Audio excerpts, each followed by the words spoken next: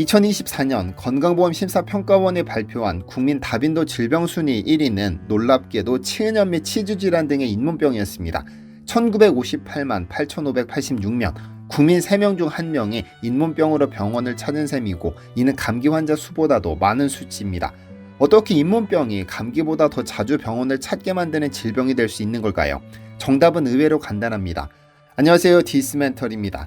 아마 심한 스트레스 후 잇몸이 붓거나 치아가 흔들린 경험을 있는 분들이 계실 겁니다. 특히 나이가 든 중년 이후로 이런 경험을 하게 되는데 겉으로는 단순한 잇몸염처럼 보여도 그 이면에서는 몸 전체의 칼슘과 면역 체계가 동시에 움직입니다. 염증이 생기면 우리 몸은 가까운 뼈에서 칼슘을 녹여 해당 부위로 보내는 방식으로 대응하는데 마치 소방차가 가장 가까운 소화전에서 물을 끌어다 불을 끄는 것과 같습니다. 잇몸에 염증이 생기면 치아를 지탱하는 치조골이 그 즉시 응급 칼슘 창고가 되어 칼슘을 내어주고 이 칼슘은 면역세포가 빠르게 모일 수 있도록 돕고 염증이 번지지 않게 방어막을 세우는 데 쓰입니다. 문제는 이 과정이 반복될 때입니다. 처음에는 도움이 되지만 계속되면 치조골은 점차 얇아지고 단단함을 잃어 치아가 흔들리는 상태로 바뀌고 생긴 틈을 따라 이때다 싶어 세균이 더 깊숙이 내려가 염증이 만성화됩니다. 더 기분 나쁜 소식은 뼈에서 빠져나온 칼슘이 혈관을 돌다 벽에 들러붙어 굳어지면서 수도관 안쪽에 석회가 끼듯 혈관을 딱딱하게 만든다는 점입니다. 잇몸의 염증이 구강을 넘어 전신의 순환을 해치는 악순환이 본격적으로 시작되는 겁니다. 노년기와 폐경 이후 잇몸병이 급증하는 현상도 같은 맥락입니다. 이 시기에는 에스트로겐이 감소해 치조골이 빨리 약해지고 동시에 침의 칼슘 함량과 분비량이 줄어듭니다. 침은 단순한 액체가 아니라 산을 중화하고 세균과 찌꺼기를 씻어내며 손상된 치아의 에나멜층을 복구하는 자연 방어막입니다.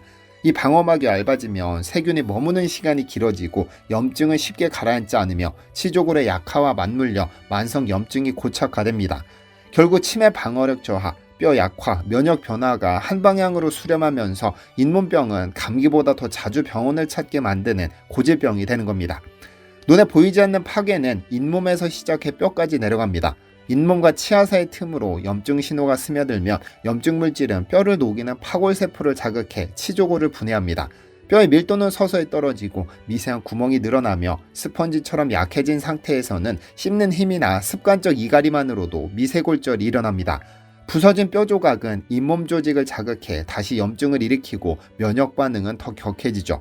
이렇게 염증이 뼈 손실을 부르고 뼈 손실이 염증을 키우는 경로가 고착되면 겉에 붓기나 출혈을 치료하는 정도로는 근본 원인을 해결할 수 없습니다.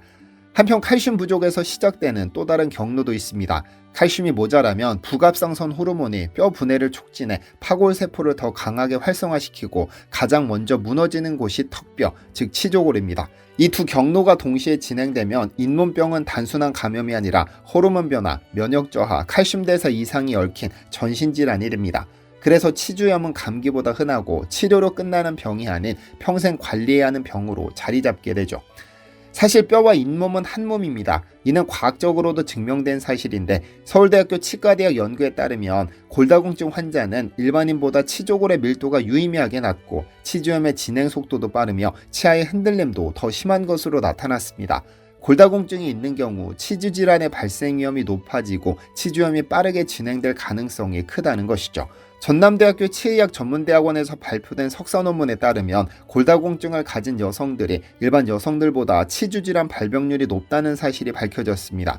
특히 폐경 이후 여성의 경우 에스트로겐 감소로 인해 치조골 흡수가 증가하면서 치주염의 진행이 더 빠르고 공격적으로 나타나는 경향을 보였습니다. 이는 여성의 호르몬 변화가 단순히 뼈만이 아니라 잇몸과 치아 건강에도 직접적인 영향을 미친다는 뜻이기도 하죠. 이런 연구 결과가 시사하는 바가 있습니다. 골밀도가 낮아질수록 치주질환의 위험은 확실하게 높아지기 때문에 뼈 건강과 치아 건강은 서로 분리된 것이 아니라 한 몸이라는 것이죠. 뼈를 지키는 일이 곧 치아를 지키는 일이며 골다공증 예방은 치주염 예방과 직결되는 겁니다. 결국 문제의 핵심은 염증 자체가 아니라 염증이 칼슘 대사의 균형을 무너뜨리는 데 있습니다. 우리 몸은 혈중 칼슘 농도를 일정하게 유지하려는 성질이 있습니다. 칼슘이 부족해지면 부갑상선 호르몬이 뼈에서 칼슘을 녹여내 혈액으로 보냅니다. 그런데 이렇게 빠져나온 칼슘은 필요한 곳에만 가는 것이 아니라 일부가 혈관벽에 쌓여 굳습니다. 결과적으로 혈관은 좁아지고 딱딱해지며 골다공증과 심혈관 질환이 동시에 진행되는 칼슘 패러독스가 발생합니다. 아마 최근 몇 년 사이 칼슘 먹으면 사망 확률이 높아진다는 뉴스를 많이 보셨을 텐데 이게 바로 저 현상 때문에 그렇습니다. 조금 더 알아볼까요?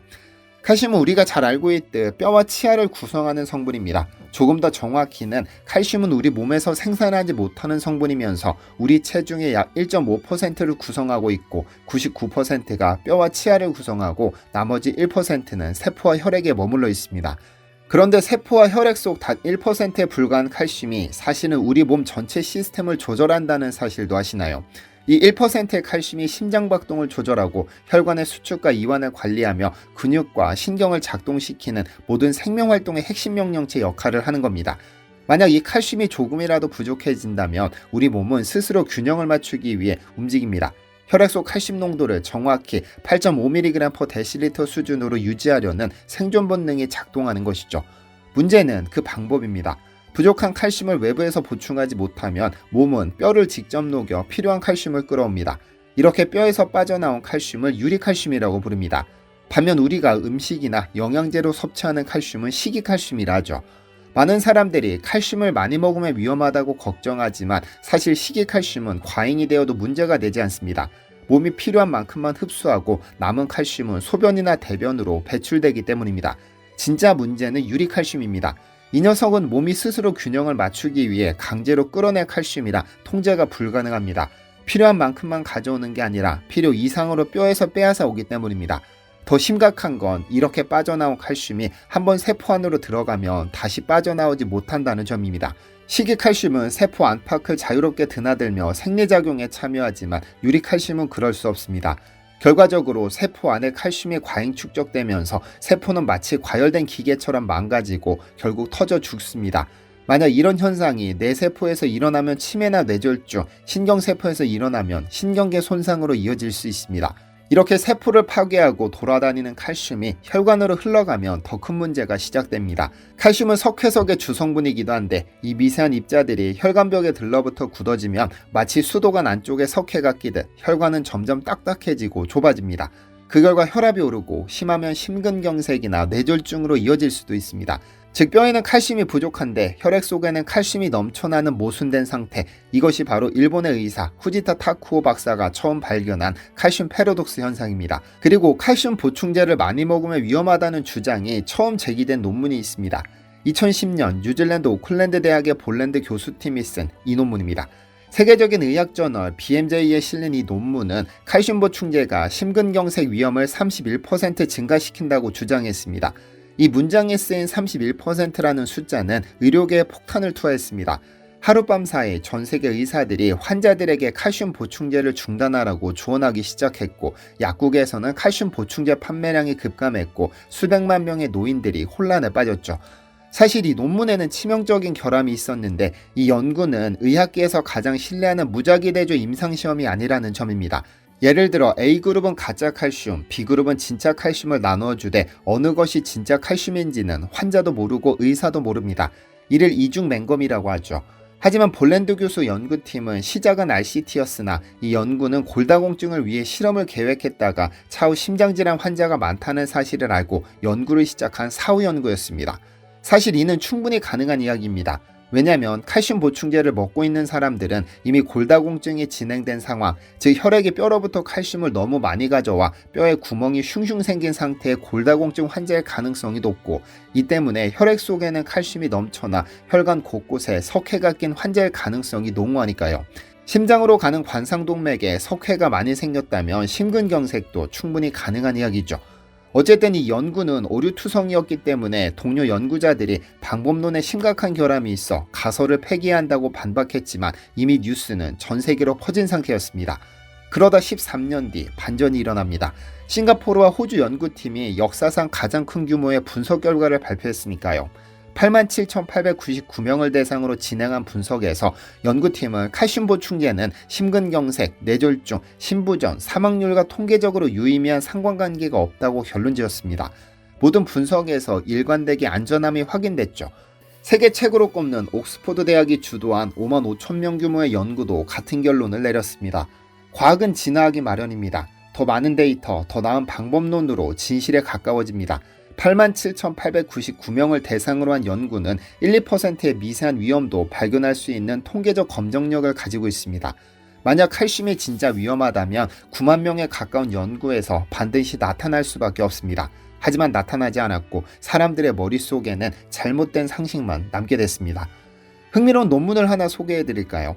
2013년 의학저널 랜시트에 발표된 호루스 연구는 이집트, 페루, 알래스카 등지의 고대 미라 137구를 CT로 분석했습니다. 그 결과 미라의 34%에서 동맥경화가 발견됐습니다. 칼슘 보충제도 현대 식단도 없던 시대였죠. 원인은 만성 칼슘 결핍이었습니다. 몸은 생존을 위해 뼈에서 칼슘을 계속 빼내 혈중 농도를 유지했고 그 결과 석회가 혈관에 쌓인 겁니다. 즉 칼슘이 많아서가 아니라 부족해서 혈관에 굳었다는 사실이 입증됐죠. 지난 영상에서 세계 최초로 개발된 나노칼슘이 함유된 에이펙셀 광치약에 대해서 소개해드렸었는데 주제하다시피 칼슘은 우리 몸에서 생산하지 못하기 때문에 외부로부터 섭취해야 합니다. 칼슘 패러독스에 빠지지 않기 위해서는 우선적으로 우리 몸에 충분한 양의 칼슘이 축적되어 있어야 하죠. 그렇다면 어떤 칼슘을 섭취해야 할까요?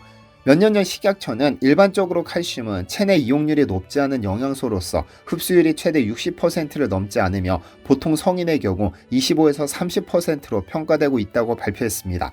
이는 섭취량이 많더라도 신체에서 활용되는 칼슘은 제한적이라는 의미입니다. 즉 우리는 칼슘을 챙긴다며 멸치, 우유, 채소 등을 섭취하지만 문제는 분자가 커서 우리 몸이 전부 흡수하지 못한다는 점입니다.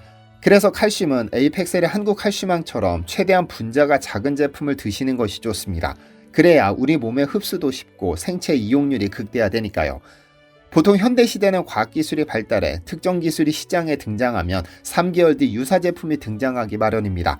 특허가 있으면 그 특허가 만료되기를 기다렸다가 유사 제품 또는 효능과 성능을 높인 추월 제품이 쏟아져 나오죠. 기술 수명이 짧다는 뜻입니다.